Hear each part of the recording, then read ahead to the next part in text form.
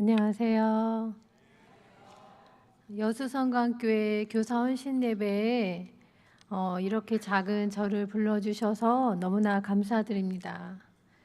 하나님의 말씀을 전할 때마다 제가 느끼는 것은 작은 질그릇에 보배를 두셨다.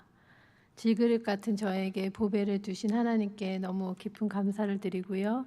또 와서 우리 목사님하고 장로님 몇 분하고 식사를 했는데 저는 겉으로는 안 그렇지만 속으로는 낯을 좀 가리는 편입니다. 근데 너무 편안하게 대해주셔서 어제 본 분을 오늘 또 본 것 같은 그런 편안함 속에서 이 자리에 설 수 있게 해주셔서 환대해 주셔서 깊이 감사를 드립니다. 여수성광교회 본당을 보니까 참 아름답습니다.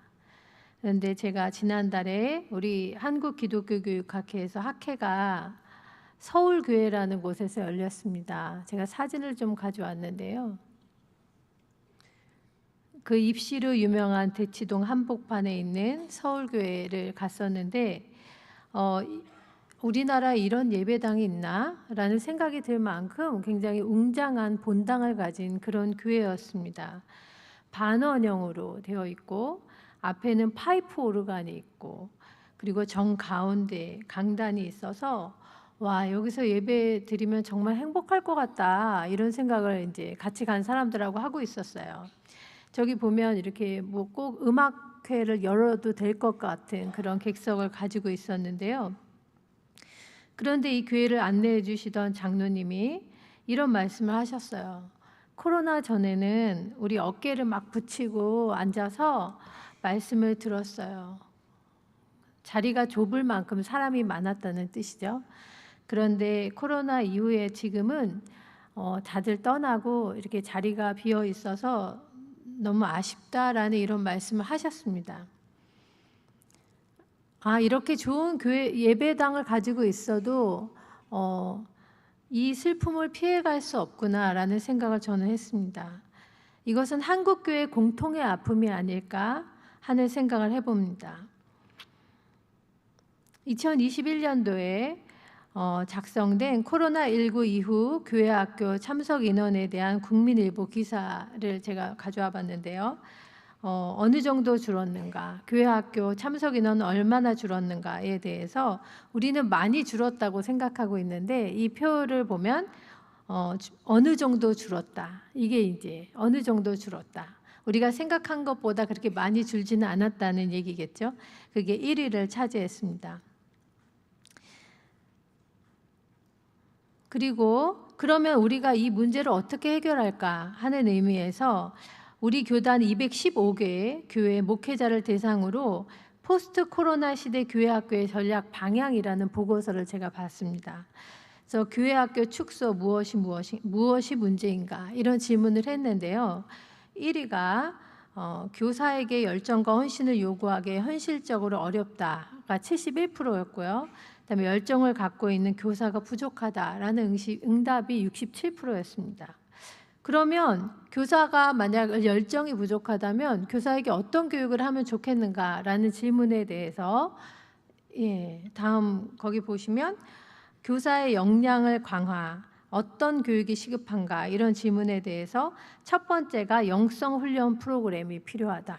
아까 27%로 1위로 꼽혔고요. 그다음에 두 번째가 현 시대 어린이 및 청소년의 특성을 이해하는 교육이 필요하다라고 하는 것이 24% 해서 2위를 차지했습니다. 이 결과는 교회 학교가 다시 살아나려면 교사의 영성이 살아나야 된다라고 하는 메시지를 전하고 있는 것 같습니다. 그러면 우리는 어떻게 교사의 영성을 생생하고 역동적일 수 있게 할 수 있는가라는 물음을 갖게 되죠. 예수님은 이런 말씀을 하셨습니다. 오늘 우리가 읽은 마태복음 18장 1절에서 3절 말씀에 예수님은 이런 말씀을 우리에게 주셨습니다.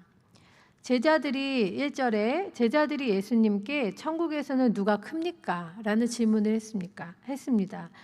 다른 말로 하면 천국에서는 누가 위대합니까? 라는 질문이었습니다. 그때 예수님 눈에 옆에서 놀고 있는 아이들이 보였던 것 같습니다. 그래서 한 어린아이를 불러서 한 가운데에 세우셨습니다. 이 한 가운데라고 하는 것은 제자들 무리의 한 가운데 어린이를 세우셨다는 뜻입니다. 늘 중심이 되고 싶었기 때문에, 그래서 어떻게 하면 천국에서 위대한 자가 될 수 있나 묻는 그런 제자들 한 가운데 주변인으로 살아갈 수밖에 없는 작은 어린이를 세우시고, 돌이켜 어린아이들과 같이 되지 않으면 천국에서 위대한 자가 되기는커녕 천국에 들어가지도 못할 것이다, 이런 말씀을 하셨습니다. 여기서 어린이는 하나의 메타포, 은유입니다. 어린이 그 자체가 아니라 이 어린이를 통해서 예수님이 하고 싶었던 그 말씀의 뜻이 무엇일까? 어린아이들과 같이 된다는 것, 이게 도대체 어떤 뜻일까 하는 고민을 우리가 해볼 필요가 있습니다. 앞단락에 보면 마태복음 17장 22절 23절에 예수님은 자신의 죽음과 부활에 대해서 제자들에게 말씀하셨습니다. 그런데 제자들은 그 말씀을 알아들으지 못한 것 같습니다. 만약 그 말씀을 제대로 알아들었다면 예수님께 천국에서 누가 큽니까? 라는 질문을 하지는 않았을 거라는 생각이 듭니다. 왜냐하면 예수님은 십자가를 지고 죽음을 향해 가겠다고 말씀하셨는데 제자들은 어떻게 하면 우리가 위대해질 수 있습니까? 라고 하는 전혀 맞지 않는 이야기를 하고 있기 때문입니다. 제자들은 왜 예수님의 말씀을 못 알아들었을까 하는 생각을 해볼 필요가 있습니다. 저는 언니가 청각장애인이에요. 2살 때 이제 열이 많이 났죠. 열이 많이 나가지고 이 청각신경이 끊어져서 이제 듣지를 못합니다. 그런데 이제 어떻게 구화를 해요. 그래서 입 모양을 보고 알아듣거든요. 그래서 이제 사람들은 우리 언니가 귀가 안 들린다는 사실을 잘 몰랐어요. 그래서 저는 우리 언니의 이 통역사 역할을 어려서부터 했습니다. 그래서 발음이 되게 명료하다는 소리를 많이 들었어요. 사람들이 부럽다는 식으로 저한테 어떻게 하면 그렇게 발음이 이렇게 똑바르게 할 수 있죠? 이렇게 저한테 질문을 하죠. 그럼 저는 속으로 그럽니다. 이게 몇십 년 훈련된 거야.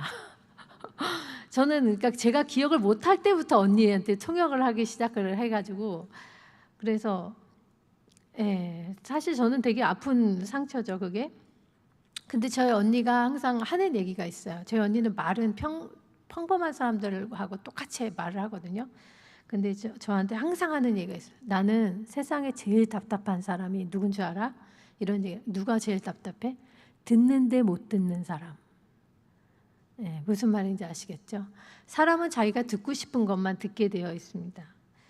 예수님은 분명히 그들에게 십자가의 죽음과 부활을 말씀하셨고 천국에 대해서도 여러 가지 비유를 통해서 말씀하셨습니다. 그런데 제자들은 어떻게 된 영분인지 예수님의 그 말씀을 이해하지 못했던 것 같습니다. 왜 이해하지 못했냐면 천국에 대한 그들의 생각과 예수님이 하신 말씀이 맞지 않았기 때문입니다. 만약 어린아이라면 어떠했을까라는 생각을 해봅니다.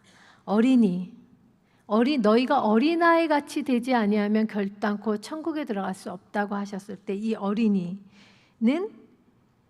예수님이 어떤 말씀을 하셨든지 그거를 그냥 직관적으로 받아들였을 것입니다.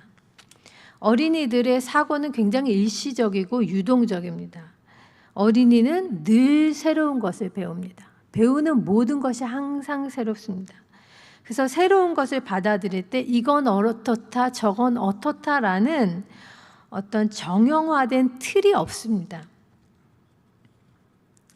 그래서 어린이라면 예수님이 죽음과 부활을 말씀하셨을 때, 예수님이 천국에 대해서 말씀하셨을 때 어린이는 그거를 굉장히 직관적으로 또 단순하게 그대로 받아들이는 그 수용성, 이것은 어떻다, 저것은 어떻다라고 생각하지 않고 내 틀에 맞추지 않으려고 하고 그거 받아들이는 그 수용성, 가감 없이 그 말씀을 받아들였을 것입니다.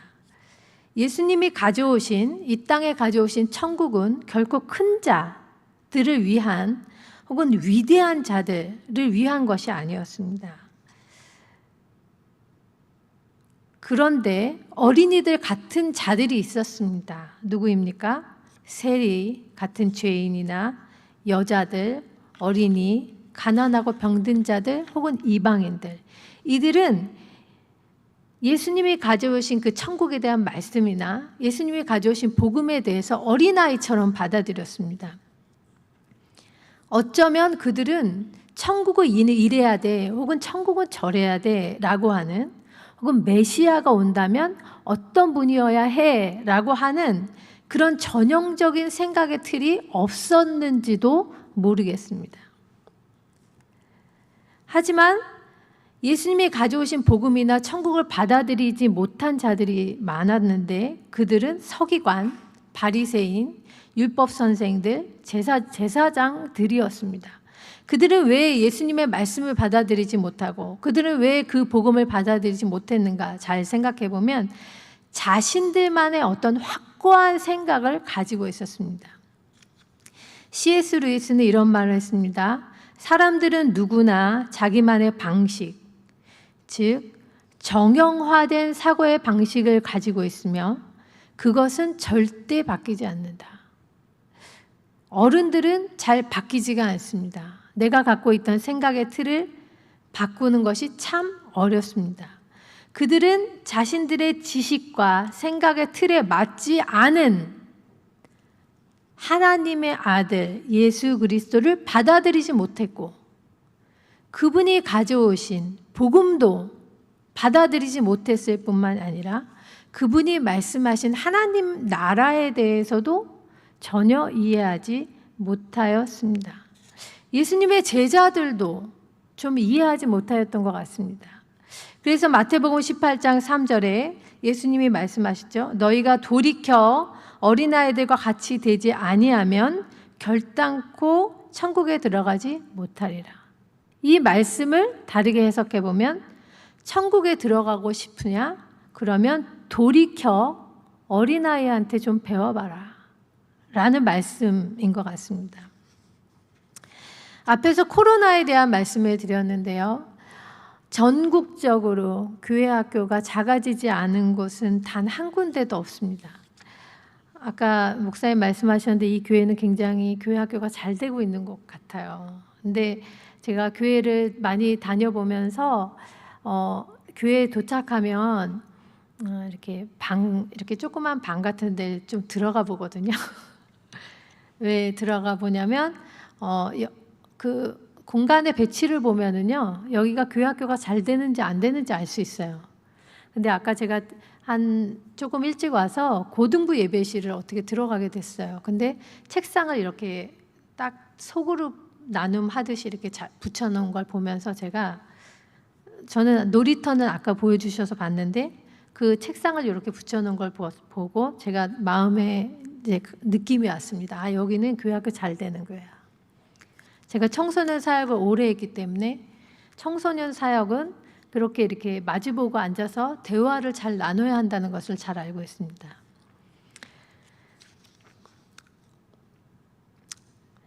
그런데 제가 지금 드리고 싶은 말씀은 이겁니다. 교회 학교의 작아짐 앞에서 가장 안타까운 게 뭐냐고 물으신다면 교회 학교가 작아지고 있는데도 우리는 어린아이에게 배울 마음이 없다라고 하는 것입니다.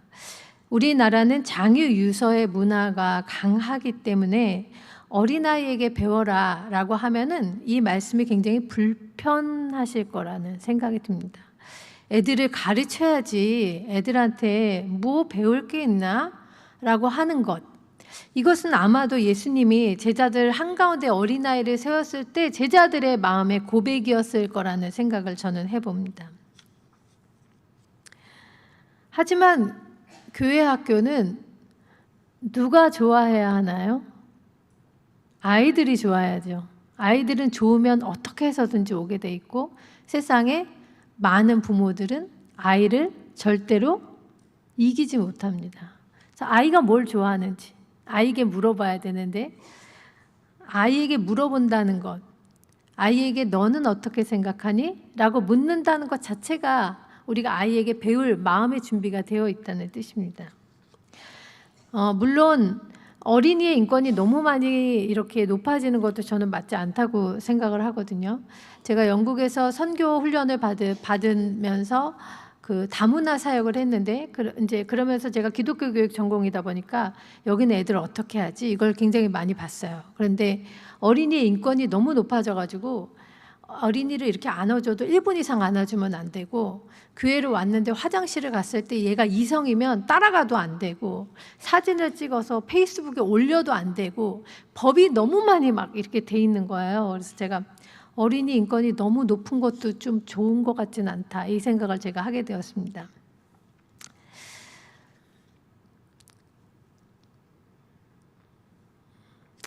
여러분, 어린이들이 가장 좋아하는 성경의 비유가 뭐라고 생각하십니까?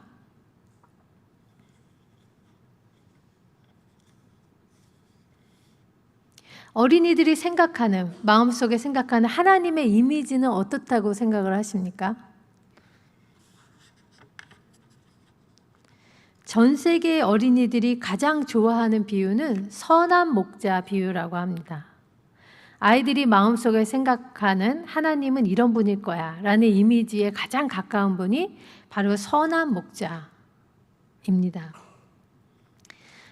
누가복음 15장에 99마리의 양을 들에 두고 잃어버린 한 마리의 양을 찾으러 가는 목자의 이야기가 나옵니다.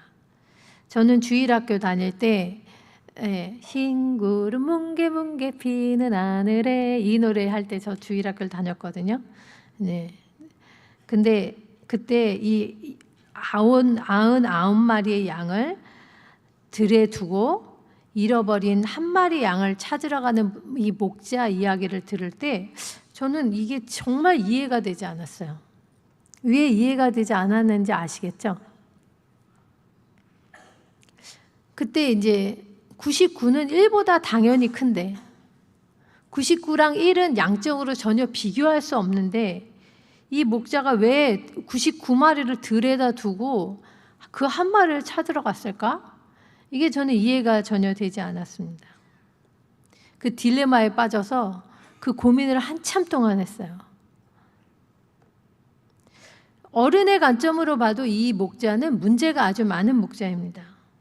99마리의 양을 들에 두고 갔다는 것은 통제력 부족, 그 다음에 99를 1과 바꿔치기 한다는 것은 효율성 제로.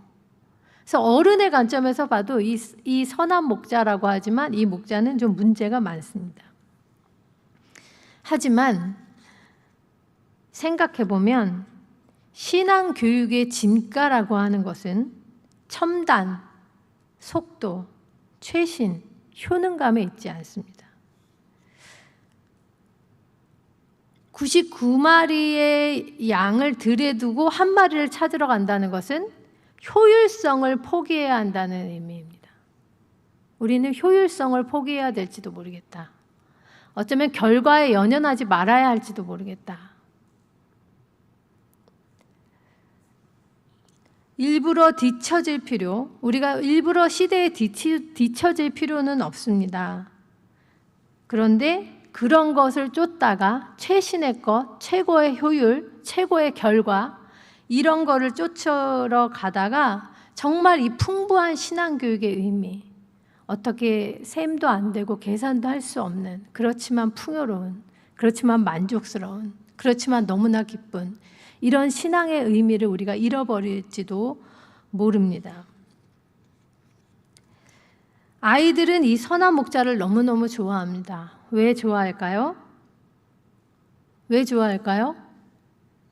아이들은 길을 잘 잃어버립니다. 길을 잘 잃어버리고, 길을 잃어버렸을 때 누군가가 나를 찾으러 오기를 간절히 바랍니다. 길을 잃어버린 기억이 하나쯤은 다 가지고 계시죠?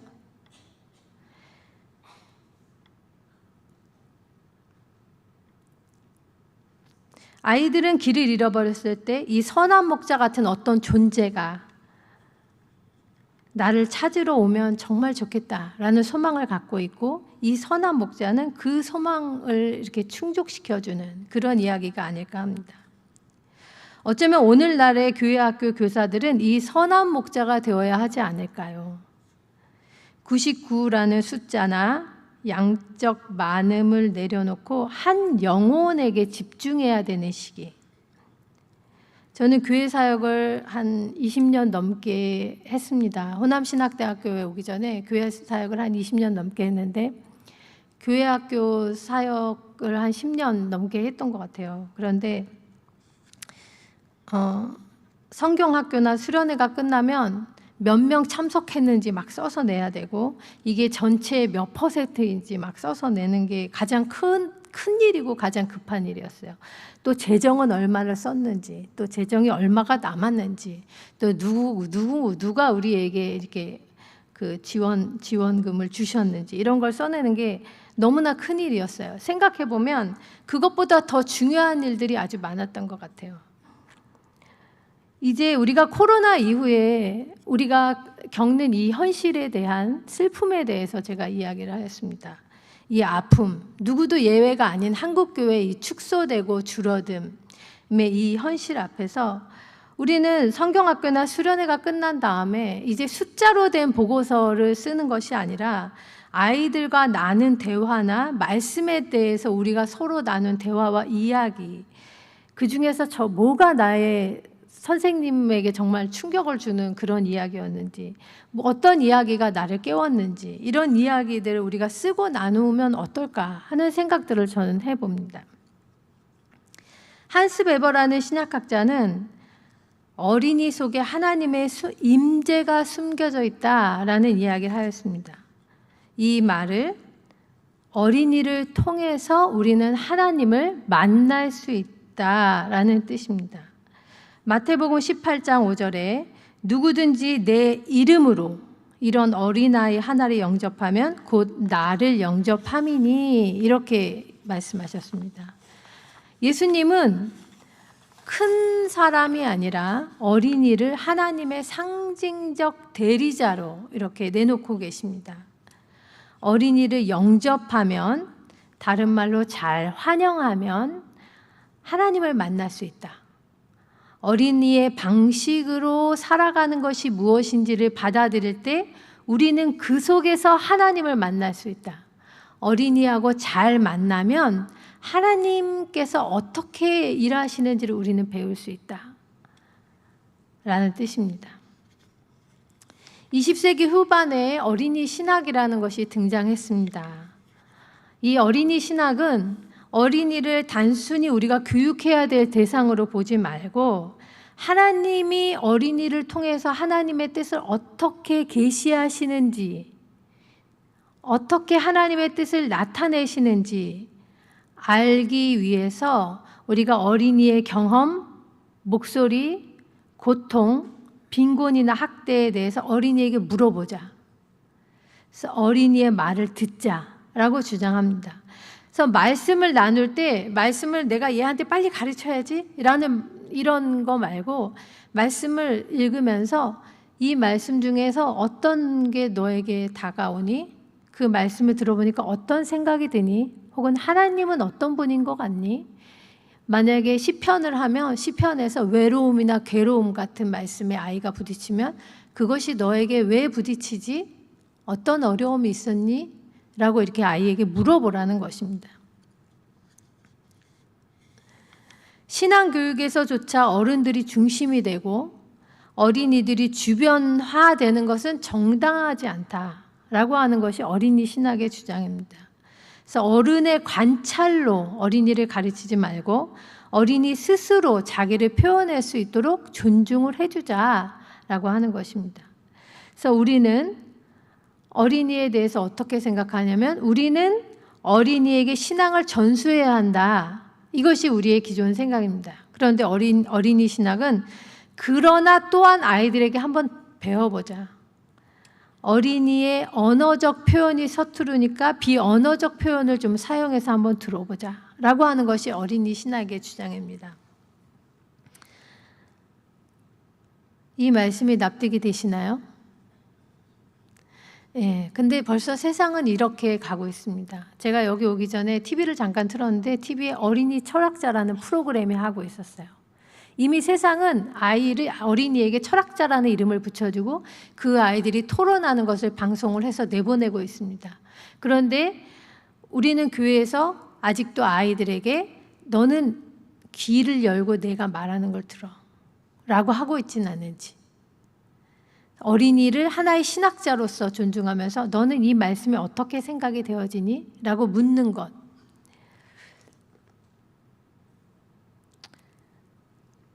그래서 아이들이 주도적이고 주체적으로 신앙을 학습할 수 있게 해보자 라고 하는 것이 어린이 신학입니다. 그래서 제가 사례를 좀 가져왔습니다. 이것은 책의 사례입니다. 주제는 교회였습니다. 선생님이 9살에서 10살 되는 아이에게 교회의 특징에 대해서 이야기했습니다. 왜 교회 특징에 대해서 이야기했냐면 주변에 유대인의 회당이 있었고 또 이슬람 사원인 모스크도 있었고 그리고 이제 교회도 있었습니다. 그래서 교회와 회당과 모스크의 차이가 무엇인지 이제 교리적인 것이라든가 이런 것을 가르쳤던 모양입니다. 그리고 오늘 배운 것을 좀 그려보라고 했습니다. 그런데 그 중에 한 어린이가 어떤 건물을 하나 그려놓고 거기에다가 시키모스라는 이름을 붙였습니다. 시키모스가 무슨 말인지 알 수가 없어서 물어봤습니다. 이 시키모스가 뭐지?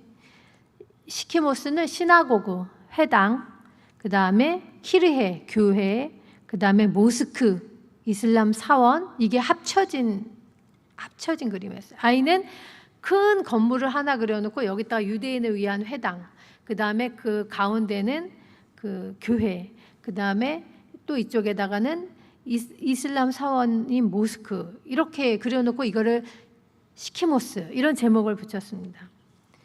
그래서 이게 도대체 무슨 뜻이냐 해서 물었더니 어린이가 이렇게 말했죠. 그러니까 이건 둥그렇고 아주 크고 로마의 판테온처럼 둥글고 공간도 여러 개가 있는데 하나는 유대인의 공간이고 하나는 기독교인의 공간이고 하나는 무슬림을 위한 공간이야. 선생님이 물었습니다. 너는 왜 이런 그림을 그렸지? 어린이가 말하죠. 여러 종교가 조금이라도 하나가 되어서 다른 종교에 대해서 무조건 난 그거 잘 몰라 이렇게 생각하지 않는 거예요. 종교들끼리 서로 가까워져서 전쟁이 없어져야 되는 거예요. 라고 대답을 하였습니다.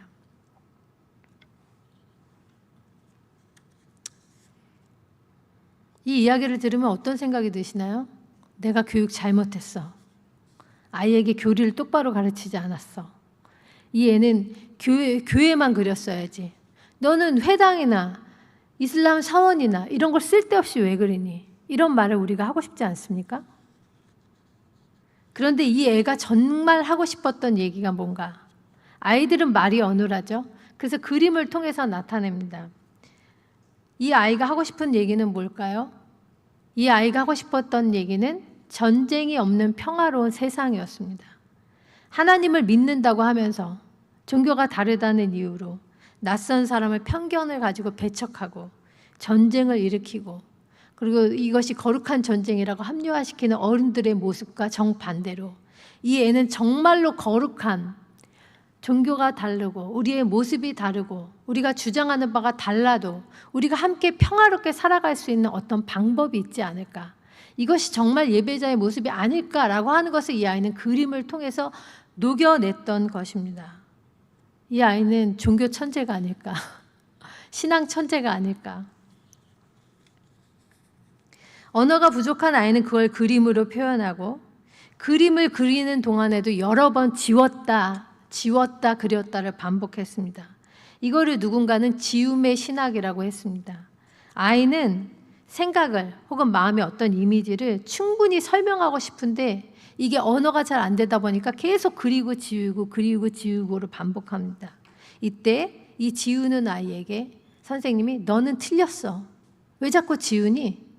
한 번에 그려야지 라고 하는 것이 아니라 지우는 이유가 뭔지, 네가 정말 하고 싶은 얘기가 뭔지에 대해서 함께 대화하면서 그것을 잘 표현할 수 있도록 해석해 주는 것이, 그것이 해석자로서 교사의 역할이라는 것입니다.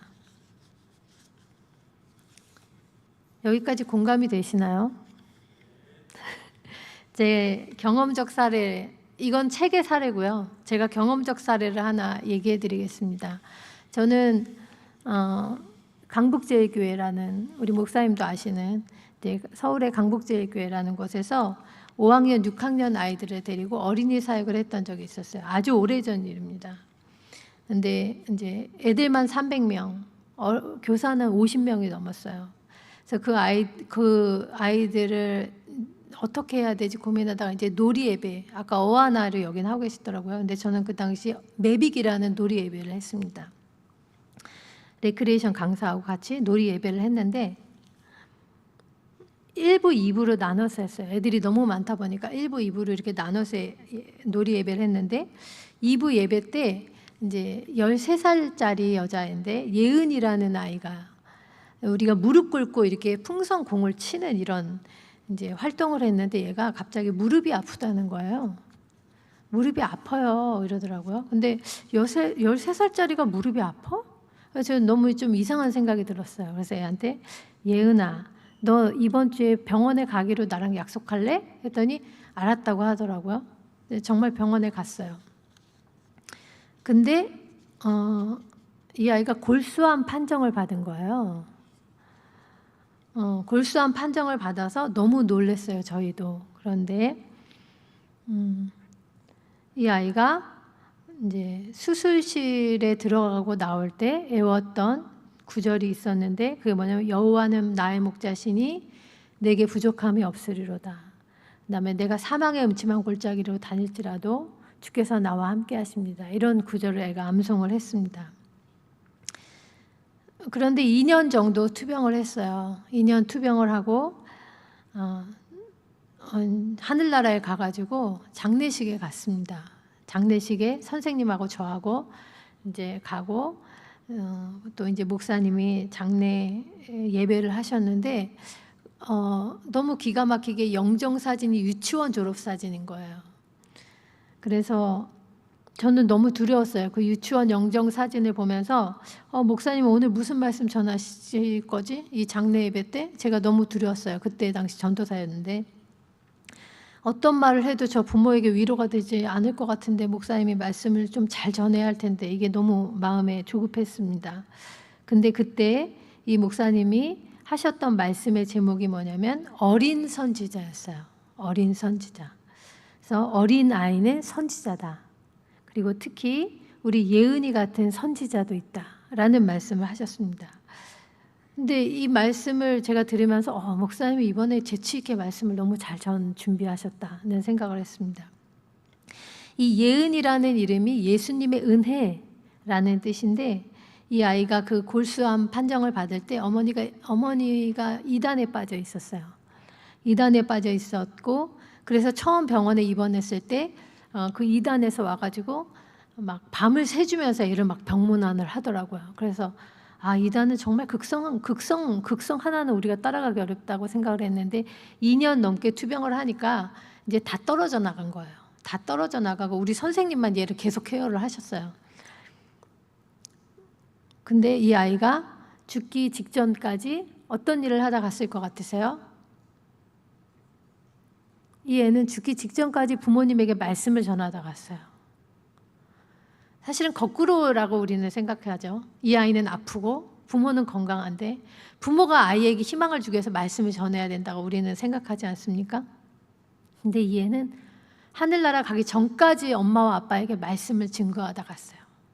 여호와는 나의 목자이셔. 나 수술실 들어가는데 사망의 음침한 골짜기에서 주님이 나와 함께 하시는 걸 나는 느꼈어. 라는 말씀을 전하다가 갔습니다. 그래서 제가 이걸 보면서 우리는 정말 어린아이에게 배울 것이 많고 어린이는 예수님이 어린이를 하나의 상징적 대리자로 내놓으셨다고 아까 말씀드렸습니다. 예수님이 어린이를 상징적 대리자로 이렇게 내놓으신 것은 우리가 나이를 아무리 많이 먹어도 또 삶의 경험이 있다 해도 아이에게 분명히 배울 것이 있다라는 말씀입니다.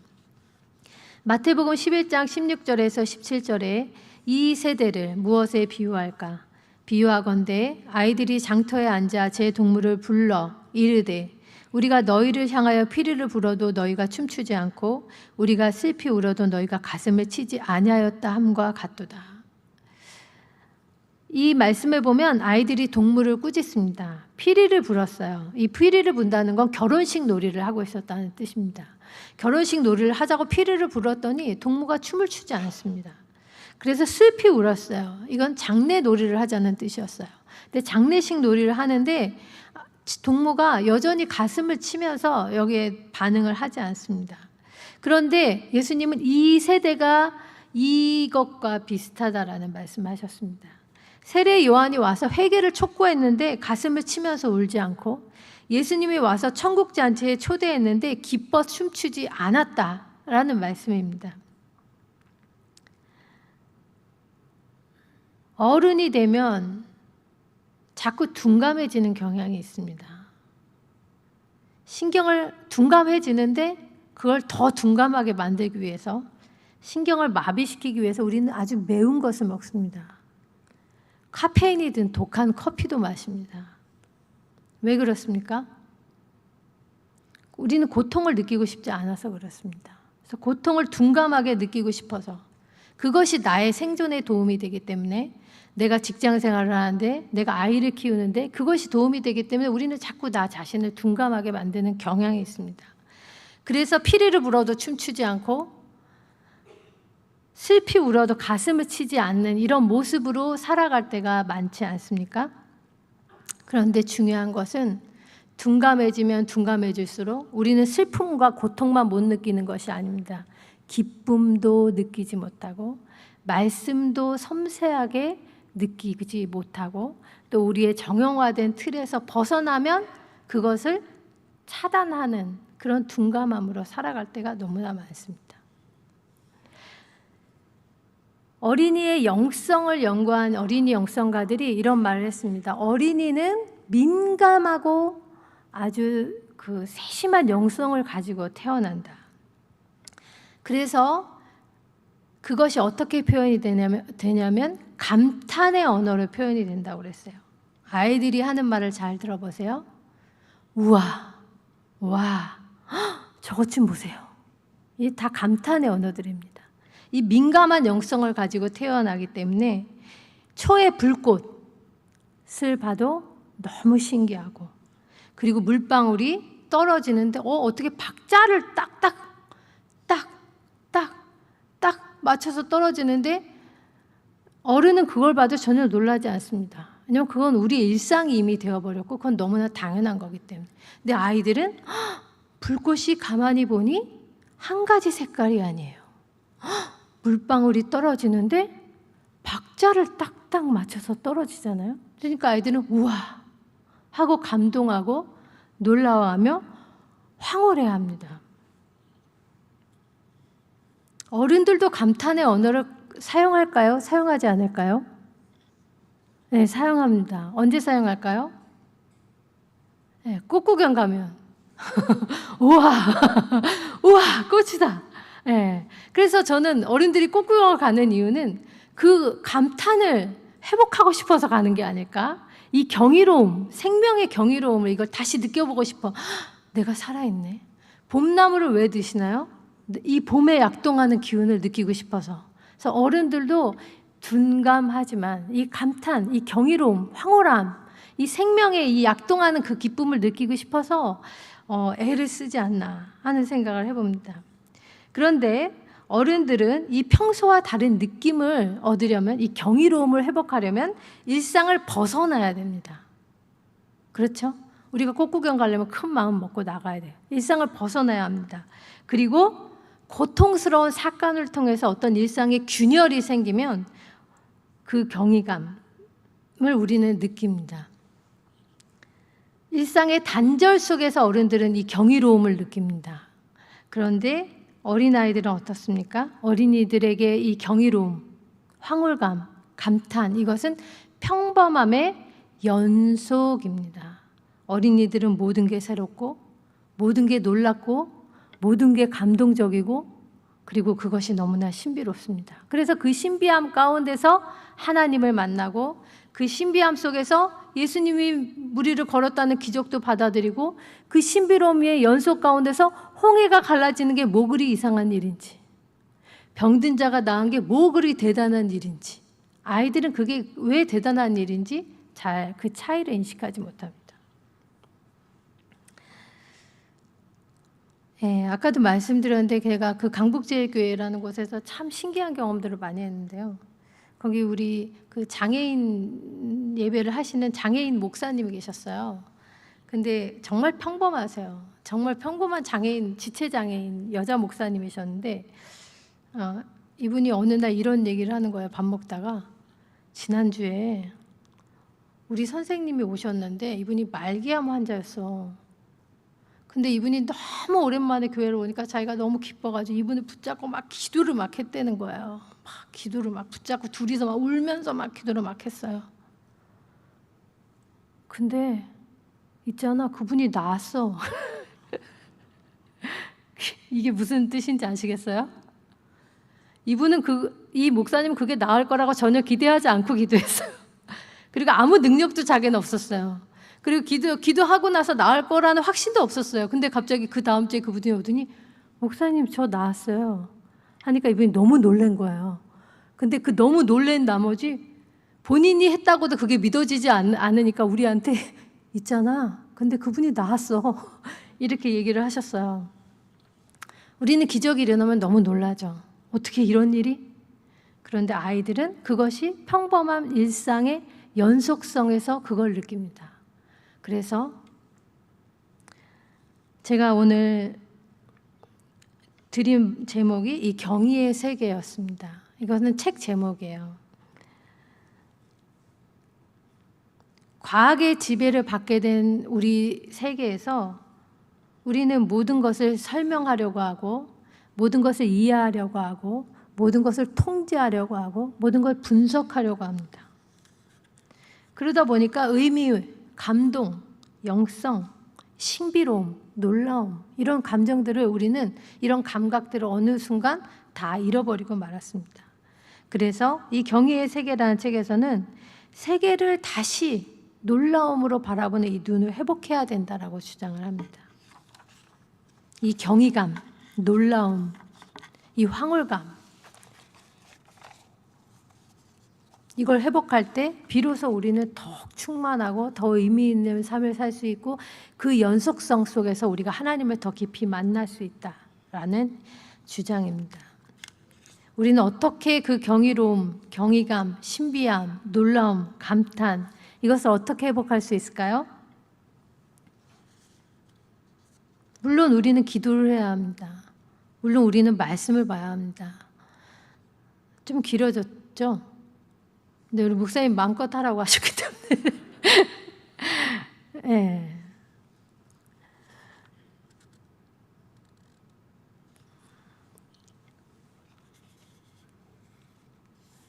기도 속에서 우리는 경이로움을 회복할 수 있습니다. 말씀을 깊이 보면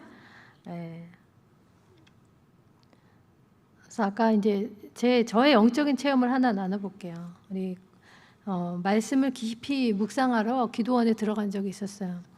그때 침묵 기도하러 이제 한 팀하고 같이 들어왔어요.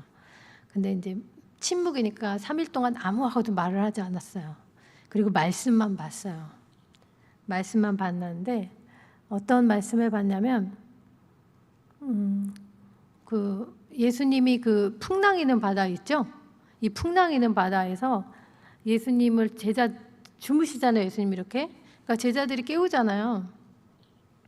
제자들이 이렇게 깨우는 그 말씀을 묵상했어요. 그때 그 영성 지도를 하러 오신 분이 우리 이제 지금은 은퇴하신 호남신학대학교 최승기 교수님이셨어요. 근데 제가 이렇게 그 말씀을 묵상하다가 제가 예수님을 가서 깨웠어요. 풍랑이 막 이니까 제가 기도를 하는데 막 이렇게 이렇게 멀미가 막 나는 거예요. 진짜 배를 탄 사람처럼 멀미가 막 나서 예수님을 제가 막 깨웠어요. 기도하다가 이 말씀을 관상 기도하다가 말씀을 예수님 막 깨웠어요. 깨웠는데 예수님이 이렇게 쫙 돌아서 저를 보셨거든요. 근데 제가 너무 깜짝 놀랐어요. 왜 놀랐을까요?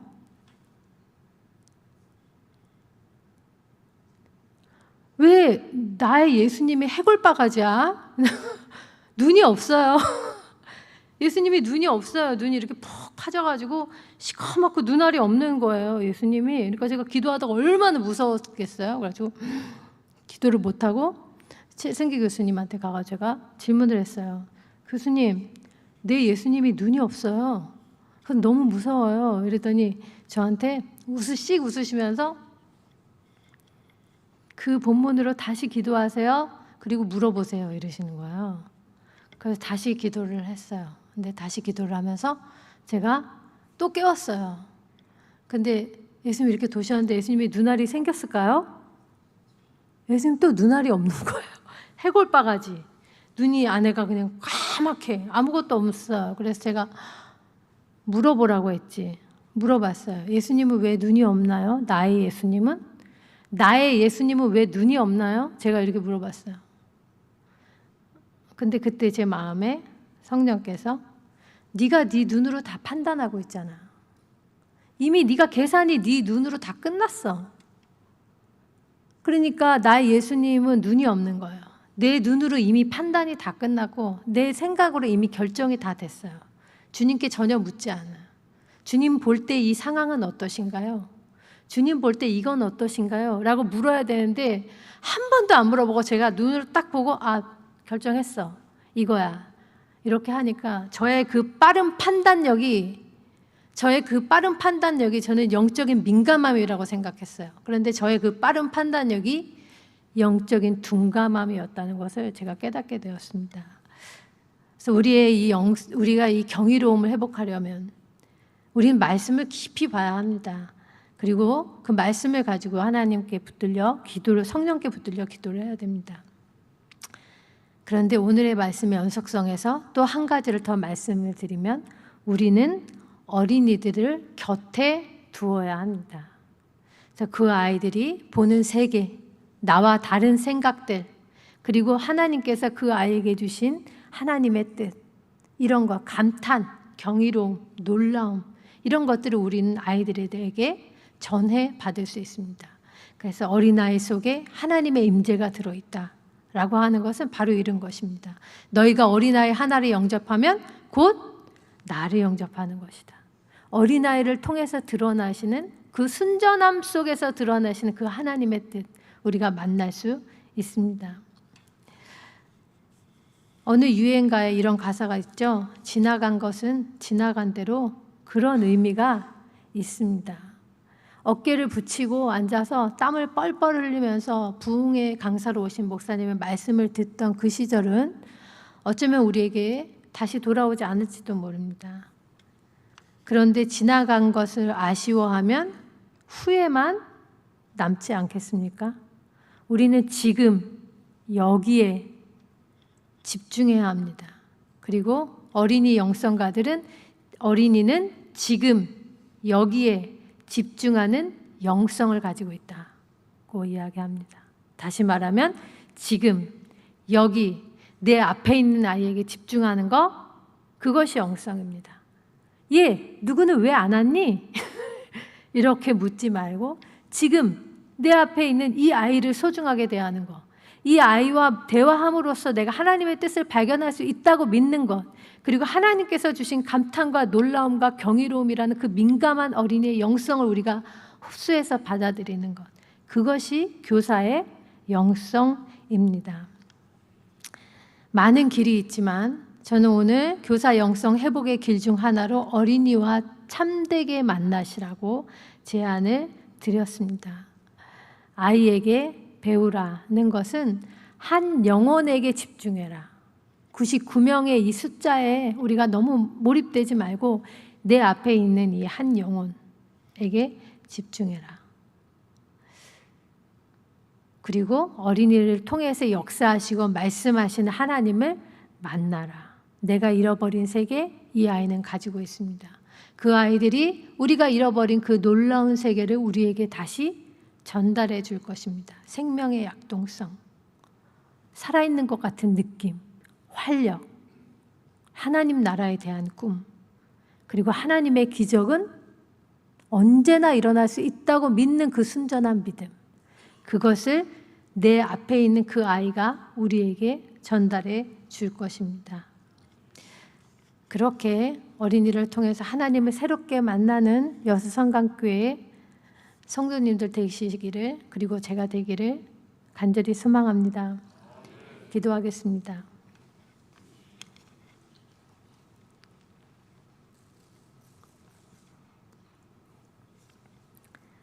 주님, 크고 위대한 것을 구하는 제자들 한가운데 작은 어린이를 세우시면서 돌이켜 그들에게 배우라 말씀하셨습니다. 축소되어 가고 있는 교회 학교와 식어버린 열정 앞에서 여전히 방법과 숫자만 붙잡고 있는 것은 아닌지 돌아봅니다. 주님, 우리의 시선을 바꾸어 아이들과의 만남에서 주님을 보게 하여 주옵소서. 어린이의 작은 목소리, 서툰 표현, 그리고 마음 깊은 외침을 듣게 하시고 그들을 통해 하나님 말씀을 새롭게 듣게 하여 주시옵소서. 둔감해진 우리 영혼을 일깨워 주시고 다시 놀라고 감탄하고 경이로워하는 그런 믿음을 회복해 주시옵소서. 지금 여기 내 앞에 내 곁에 있는 어린이를 통해 주님을 더욱 깊이 만나기를 간절히 소망합니다. 이 모든 말씀 우리 주 예수 그리스도의 이름으로 기도합니다. 아멘.